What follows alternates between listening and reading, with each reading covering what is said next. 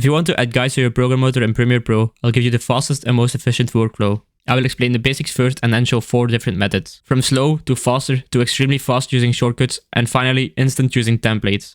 First you have to enable guides, so click on View and click on Show Guides. Now to add a guide, click on View again and then click on Add Guide. First, you can choose your amount of pixels or percent. Use percent for easy calculations and if you want your guides to stay relative to different resolutions.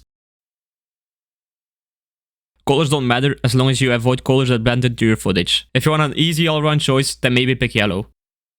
You can choose between horizontal and vertical guides, and lastly you can choose if the calculations of the pixels or percent start calculated from the left or from the right for vertical guides, and from the top or from the bottom for horizontal guides. It's recommended to leave this on left and top. To add a guide, click on OK. You can lock or unlock your guide by pressing View, Lock Guides. This means that you can't accidentally drag your guide. When your guides are unlocked, you can easily edit your guide by right-clicking your guide and clicking on Edit Guide. You can also drag your guide manually. And if you want to remove your guide, turn off your guides or simply drag your guide out of the frame. For more precision, you can also click on View again and then select Show Rulers. You can also add Show Rulers and Show Guides as buttons under the program monitor. Now we will show you the 4 methods of adding guides by making a rule of thirds grid. For the first method, click on View and then Add Guides 4 times. Now add a 33.3% horizontal, a 66.6% horizontal, and add a 33.3% vertical, and at 66.6% vertical. The second method is a little faster. Click and drag from your top ruler to the frame, and right click and click on Edit Guide. Now you have to switch pixels to percent every time you do this and type in the same values as before. Now do the same from the left ruler to make your vertical guides. Faster, but still pretty slow. For method 3, we will be using shortcuts.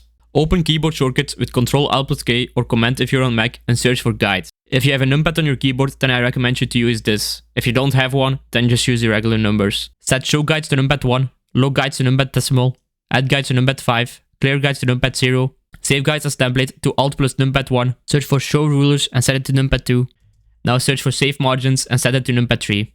Now numpad 5 instantly opens the Add Guide box. Use Tab or Shift Tab to move through the fields and use Space to select.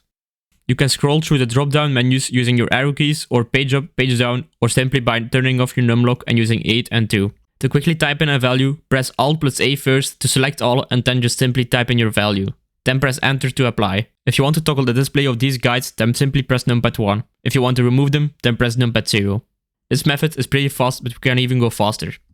Press Alt plus numpad 1 to save your current guides as a template. You can switch between different templates manually and turn them on or off instantly. Unfortunately, there's no shortcut to switch between templates, so you still have to do this manually.